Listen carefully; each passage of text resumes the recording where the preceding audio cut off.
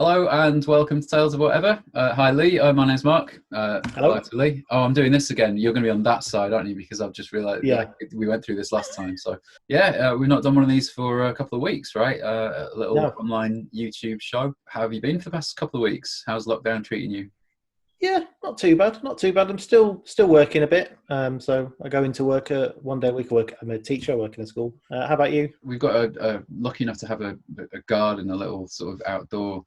It's more of an overgrown yard, really, but we've been trying to make it like a bit less overgrown. But I just keep finding old pallets and things in the back corner and just chopping them up and burning them, and that's way more fun than actually doing any weeding or anything. So all of my attempts to sort of get practical garden stuff done have ended up in various types of bonfire. So I've overcome that challenge by I've got a weed burner.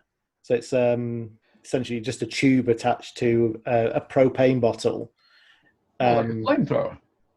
Yeah, basically, it's like the world's weediest flamethrower.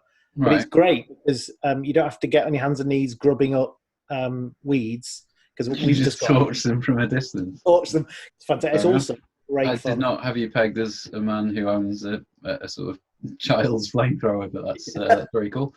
Excellent. It is. It's impressive. So we've got 3 fantastic acts this week, 2 old friends and 1 new friend. So we've got Karis Bradley, who's a fantastic comedian, sort of podcaster, science writer and communicator.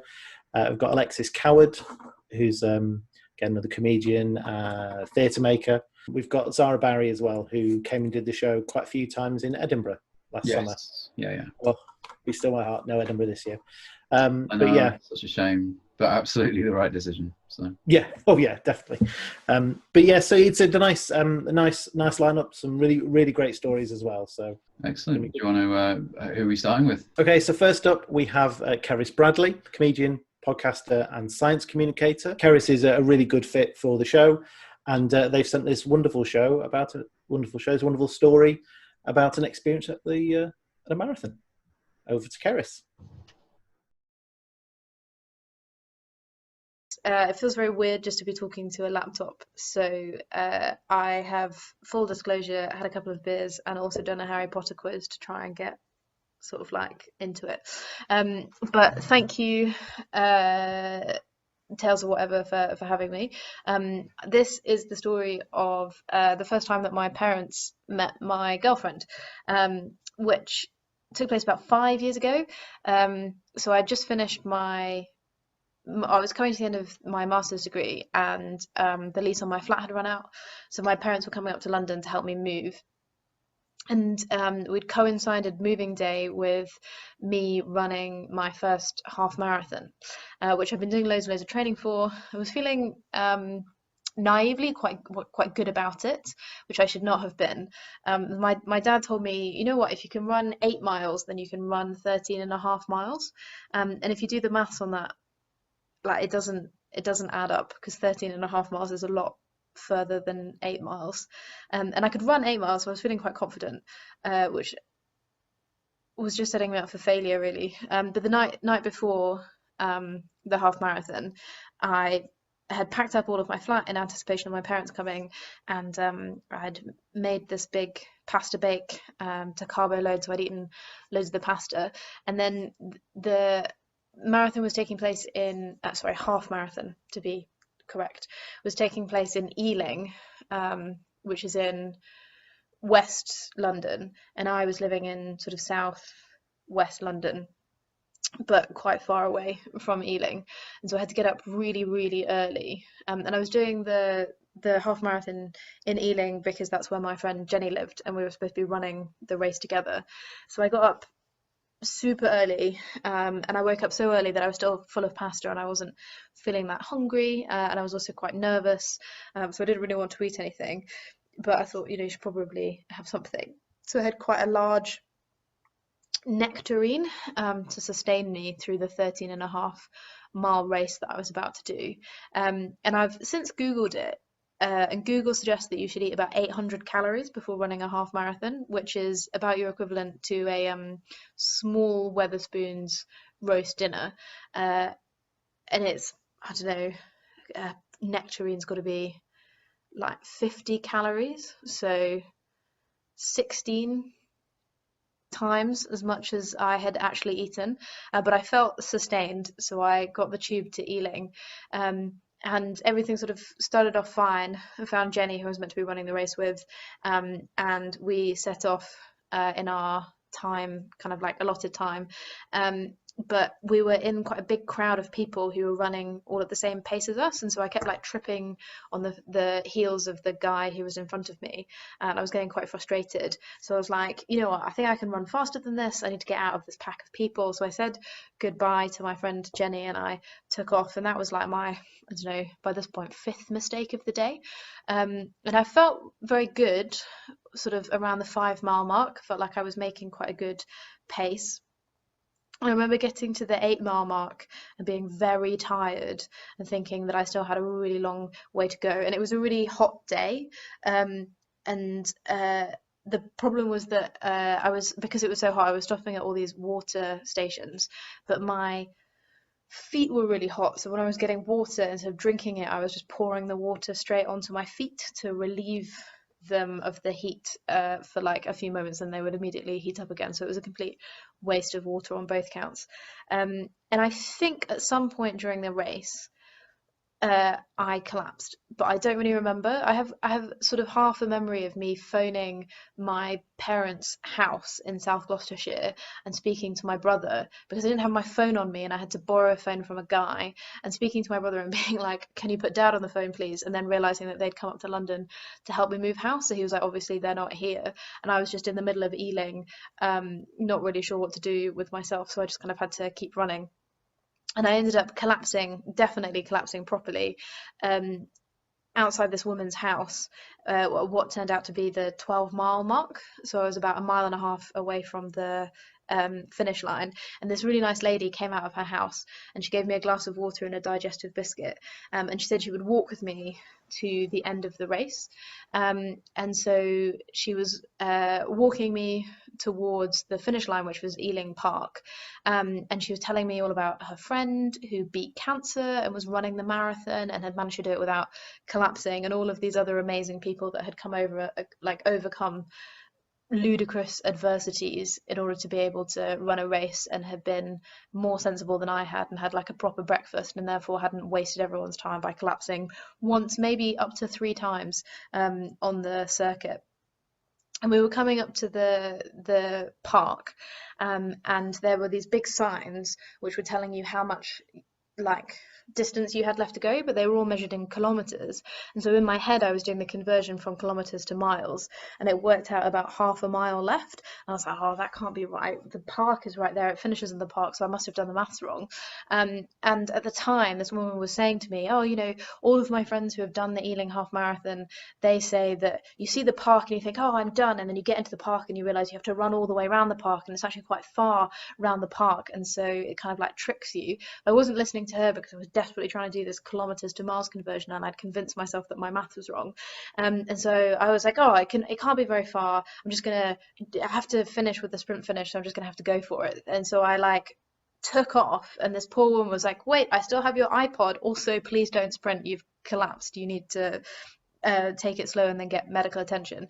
And I sprinted into the park, turned right, realized that when you get into the park you have to run all the way around the park, and it was so far, but there were all these people cheering what was like the last people coming in at this point, and so I didn't want to lose face in front of them, so I had to keep the sprint up, and it was quite, my mum has a video of it, and it's very bad, because there's a video of me like staggering from one side of the track to the other because I can barely keep myself upright. And I got to the finish line, realized I was at the finish line, and just collapsed, and then I had to like roll myself over the finish line to actually finish the race. And when I did that, like my dad came out of the crowd to try and see if I was okay, and also one of the tech guys came over. My dad has since told me that he thought that the tech guy was coming over to get the little computer chip that you attach to your shoe when you run the race to record your time, to try and get my like medical emergency information. My dad was like, oh, it's okay, I'm this person's dad, so you don't need to like contact anyone. And the guy explained to him that actually what was happening was my foot kept twitching over the line, which meant that the computer system thought that I was repeatedly finishing the race, and that meant that no one else was able to record them finishing the race until they had like cut it off my shoe and stopped it from messing up the whole computer system. So all of these people from the like St. John's ambulance came and helped me up and took me to the medical tent, and I was so embarrassed about what had happened, and I was like, oh, I'm really sorry, just give me a Lucozade, I'll be fine, I think I just need some water. And they sat me down and they asked me what my age was, and I could not tell them, and that was kind of the first sign that maybe something had gone wrong. And then I felt very hot all of a sudden, and I asked to lie down, but I couldn't move my body, so all of these people had to come and help me get onto a gurney, and then they put ice in my pants to try and cool me down, and a thermometer in my bum to see how hot I was, and it turned out it was too hot, so I had to go to hospital to have an IV drip. And so the first time that my parents met my girlfriend was when we all had to go to hospital to see exactly how stupid I had been, and I had 2 IV drips in, one in each arm. And my girlfriend, we'd only been going out for like 6 months at this point, had to take me to the toilet because I had to hold the IV bag, so I couldn't go to the loo by myself. And she'd met my dad for all of half an hour, and then had to drive from Ealing to Finsbury to see a flat that I was meant to be looking at to see if I could move into, and then all the way back, all because I didn't realise that you were supposed to eat more than a peach before you ran 13.5 miles, which is quite a lot further than 8, it turns out. But it was fine. I was only in hospital for 5 days, and everything worked out. Basically, hadn't been running since, until I think if the lockdown hadn't happened, then I never would have had to run again a day in my life. But now it's the only exercise that you're allowed, so doing it a little bit more at much smaller distances. All right, thanks very much to Karis Bradley. First time I think we've had Karis on the show, is that correct? Yeah. Hopefully won't be the last. And yes, definitely eat more than a peach. That is good advice. I've been having days in lockdown where I've basically eaten about that much, and got to about 6 o'clock at night and wondered why I feel terrible. Meal times, sleep, everything is completely out the window. And if you want to know more about what Karis is up to, just like any of the rest of our acts, all of their contact details and bits of information about them and about us will be in the show notes in the description down below. And there's also information in there if you're enjoying the show and you're able to donate to support what we're doing with Tales. Anything that comes in generally goes straight onto paying the acts for their stories. So if you are able to contribute, go to the link. It's in the show notes, ko-fi.com/tales whatever, and you can leave a donation there, which will enable us to keep doing these shows. Yeah, that's great. Thanks very much, Karis. And I guess correct straight onto the second act. Yeah. Probably make a lot of sense. Someone that we had with us at the Leicester Comedy Festival, and I remember it being very, very good.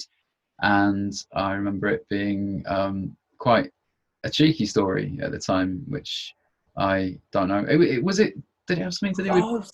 It was the story about going for a Turkish massage with a mum. Oh, that's right. No, it was yeah. Really I remember the howls of kind of amused outrage, but yeah, I forgot the Turkish bath aspect of it. Yeah, with him, with her mum. Anyway, so we should really end the mystery. I'll hand over to you, Lee, if you want to do the intro.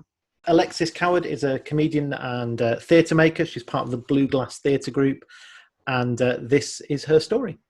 Over to her.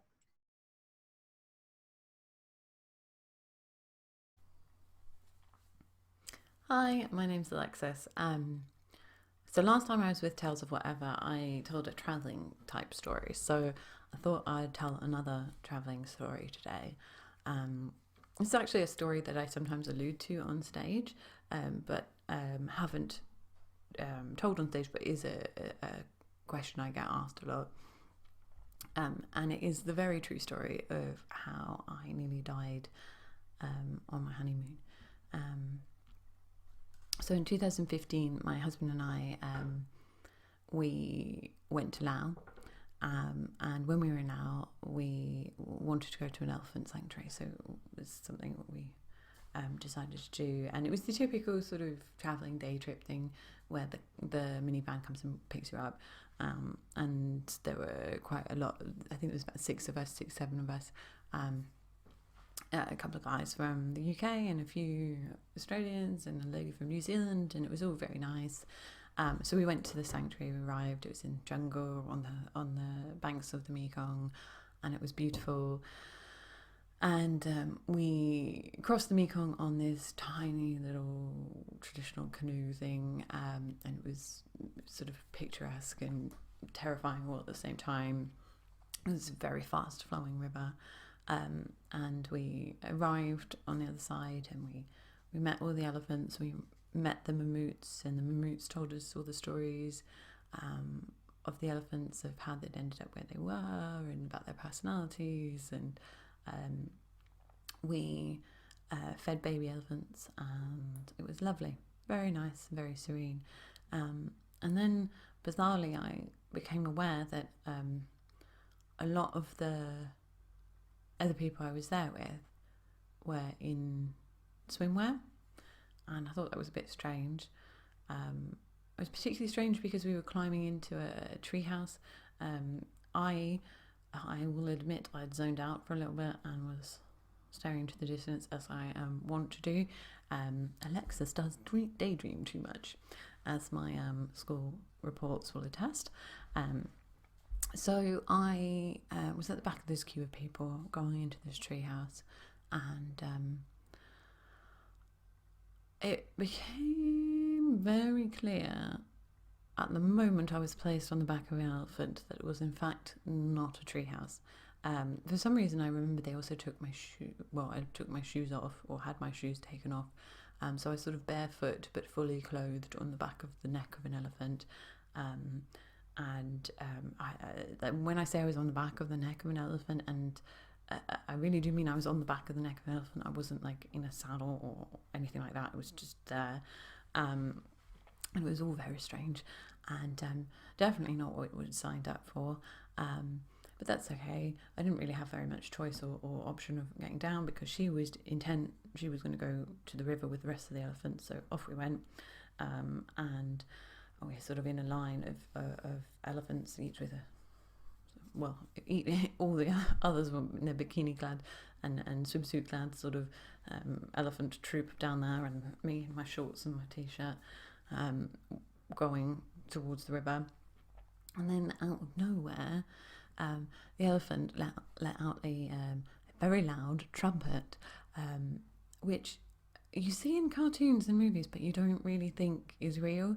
I certainly never thought it was real. I thought it was along the lines of the MGM lion. You know how the lion's not actually yawning in the picture; it's not actually roaring; it's yawning. I sort of thought the elephant trunk thing was along that lines, but it very much did. She raised her trunk and did a huge, loud trumpeting noise, and took off at speed towards the other elephants. And at first I was just trying to be calm and use all of those 12-year-old riding class type muscle memory to hold on to this elephant, because I didn't have any other way of holding on to her. And the guide's face in the corner was sort of terrified and frozen, sort of mid-picture. I was still trying to remain calm as my husband screamed, "Get off, get off!" I'm not sure how I was supposed to get off the fast-moving elephant. I did look down at one point and think, well, that's not probably the best option. So I just sort of hung on, and we were moving at speed. All the other elephants were getting jostled and upset and moving out of the way, and she was trumpeting, and I thought, oh my God, I can see the Daily Mail headlines now. I literally, when my life flashed before my eyes, it wasn't my life flashing before my eyes. For some reason, it was the Daily Mail with like, woman dies on honeymoon, elephant kills woman on honeymoon. that's apparently what my brain thinks I should think of at the end of my life, which is very sad and disappointing to say the least. So Elephant and I, were hurtling towards the Mekong at speed, and I think the moment I really, really, really thought I definitely was going to die was the moment I saw the face of the man in front of me. He was the young sort of English backpacker was on the elephant that ended up in front of me at one point, and his face just did this. And I thought, oh God, I'm definitely going to die now. And we went into the Mekong, and she then proceeded to sit in the middle of quite near the middle of the Mekong Delta with just a little bit of trunk sticking out the top. And I sat on the back of her neck, trying not to hyperventilate, but also not be swept away by the river. She did eventually get out, and she knelt on the ground, and I got off, and the guide sort of very concerned because I couldn't speak and was shaking, and I've never had such an adrenaline rush, I tell you. Not that I'm recommending that to anyone. Sometime later, I have very few memories that follow on from that, but I do remember the guide saying to me at one point, oh yes, she just really loves going to the river, and she likes to be the first one in, and I just thought, well, why was she not at the front of the queue? But also she then said, well, you looked so calm and like relaxed about everything. We thought that you'd be great with her because you were so calm. So that will teach you, if you're daydreaming, don't daydream, because someone might give you the not calm elephant because you're the calm human. I definitely don't. Well, how do I end that story? Well, when we went back to the hotel, the lady at the check-in, she said, "Oh, was it a great day? Did you have a great time? Everyone loves to go there."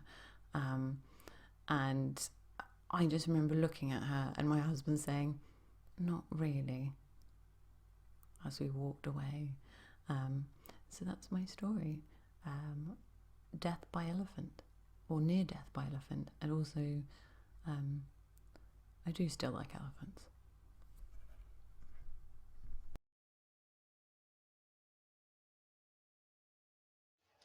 Welcome back, and thank you to Alexis for that story. I love a story with elephant peril. Yeah, always nice. My favourite category. So thank you very much to Alexis for that. All the contact details and social media and the links to follow Alexis and what she's doing are below in the show notes. So let's move straight along to our final storyteller for today. Final storyteller is Zara Barry. Zara is a fantastic comedian. She did the show quite a few times in Edinburgh, I think. She really enjoyed doing the show. We really liked hearing her story, so she came along quite a bit. There's actually a little pre-story to this. She told a version of the story you're about to hear for us up in Edinburgh. There was this family group, and it was mother, father, teenage daughter, teenage son. You'll find out when this story starts that there is something there that maybe some teenage boys would find uncomfortable to hear. And as the story's going on, you could see from the back the teenage boy sort of shrinking into himself in embarrassment. And his mother, we saw a hand sort of go out and just sort of go around him to give him a little squeeze. And the lad was like, no, don't touch me, get off me. And it was epic mom trolling as well, wasn't it? Like just it was swooping at the exact moment of peak uncomfortableness. Yes, it was discomfort even. So. Yeah, beautiful moment, and it's a great story as well. And you're going to enjoy it now. So over to Zara.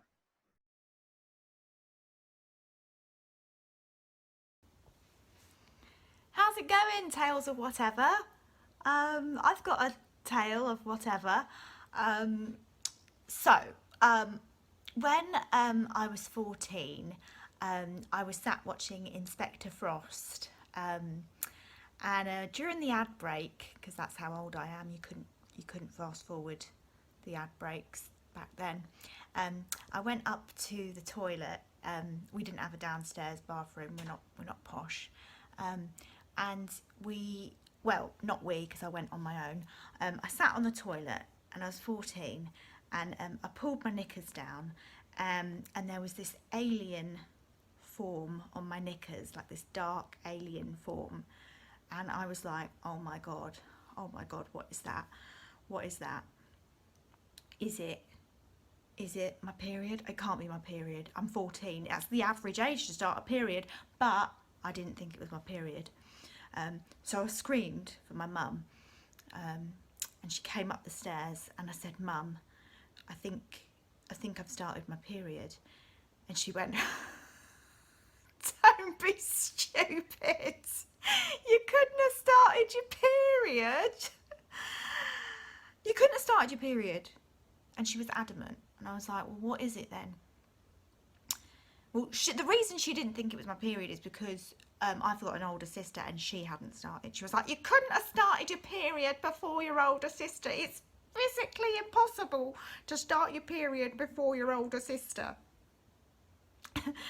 And she's a nurse. Yeah, she's a key worker.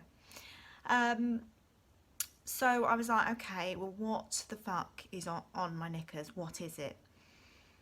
And she was like, it's leaky diarrhea, Zara. That's the only thing it can be. It can only possibly be leaky diarrhea. I said, what the? She goes, let's just make sure. So I had to give her my knickers, and she had a little sniff, and she was like, yeah, that's leaky diarrhea. So she didn't send me to bed with a tampon or a moon cup or a sanitary towel. She sent me to bed with some Imodium. And when I woke up the next day, how do I explain this? It was like a scene from The Godfather. I mean, that's the only way. Except instead of a horse's head, it was my Nelly the elephant teddy bear covered in blood. And I screamed.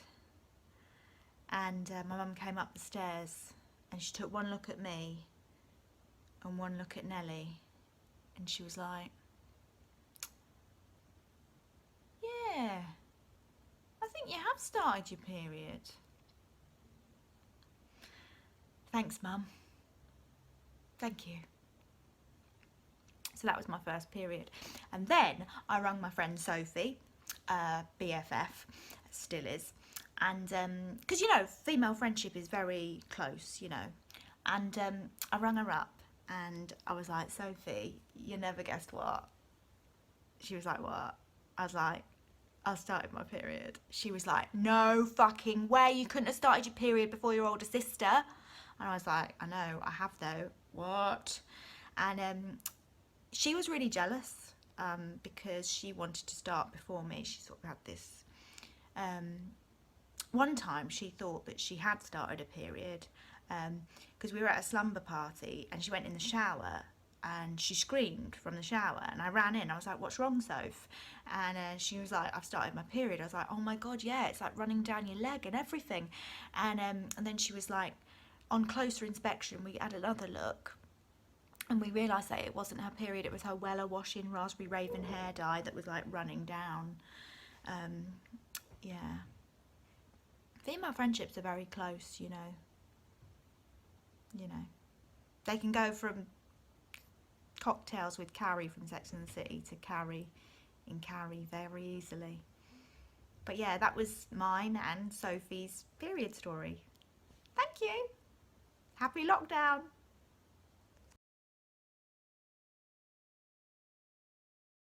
All right, thank you very much to Zahra Barri, old friend of the show, somebody that we met doing the Edinburgh Festival last year, was it? It was one of last year's, wasn't it? Zahra was on at least 3 or 4 times, I think, and as we said beforehand, gave us one of our favourite sort of offstage watching from the back, looking and being amused by the audience moments of the show as well. So great to have her back on our little YouTube web lockdown thing. We were talking about, oh yes, the donation links. If you do want to donate and contribute and help us out and the acts that we're putting on, that would be really, really great. All the information will be down there in the description, and we would appreciate that massively. So thank you very much, and so would our acts. So thank you on behalf of them too. Well, one thing that's really difficult, Lee and I were just talking about this beforehand. It's very difficult, especially for performers. It's difficult for us now doing it like this, even just doing these sort of links to camera. I mean, at least Lee and I are live on a Zoom call, as it were, doing it this way, which is slightly better. But for a lot of the acts that we have on, doing these things straight into an iPhone or a computer screen or whatever is tricky. Like, you don't really get any feedback, and I know that's what we've heard from a lot of the comedy community that we work with a lot and that we're friends with. It's very difficult to do lockdown material to an empty room and then try and upload it and expect it to go well. And I think in that spirit, we were thinking about doing a live online version of this, were we not? We are. Yeah, that's something we'd like to work towards, I think. Put together on Zoom and then stream through Twitch, perhaps. I think that would be the way to do it, just for the ease of getting those donations in. That'd be fantastic. But absolutely. Yeah. You can follow us on Twitch. There's not much to see yet. But we have a Tales of Whatever Twitch, which is Tales of Whatever UK. And obviously Mark is are you at Go Mark on Twitch yourself? I am at Go Mark on Twitch with an underscore after the Go Mark. That's something we are looking to do. Is in the next few weeks, and put out a live version of the show, which is hopefully as close as we can get it to what one of our live shows would be like in real life. Massive thank you to our 3 acts this week: Karis Bradley, Alexis Coward, and Zara Barry. 4 more shows and some bonus material up on the YouTube channel, so please do have a good look at those and work your way through those. Some great stuff there. And if you do enjoy the show, please do drop us a donation, ko-fi.com/tales of whatever. Probably us done, really, mate. I think that'll do it for another week, and we've already got 3 or 4 in the can for next time, haven't we? So we do. So we should be back next weekend with a show. Excellent. All right. Well, thank you very much, Lee. Thanks to all our acts, and thank you to everybody for watching. I guess I get to say like and subscribe and hit the bell and all that kind of stuff. Feel like a proper YouTuber. So if you're enjoying a bit of lockdown content, do any of that good stuff, and it would make us really, really happy. So continue to stay safe and take your government mandated daily amount of exercise, and that's really all I can tell you. We'll see you back out there in a bit. Bye.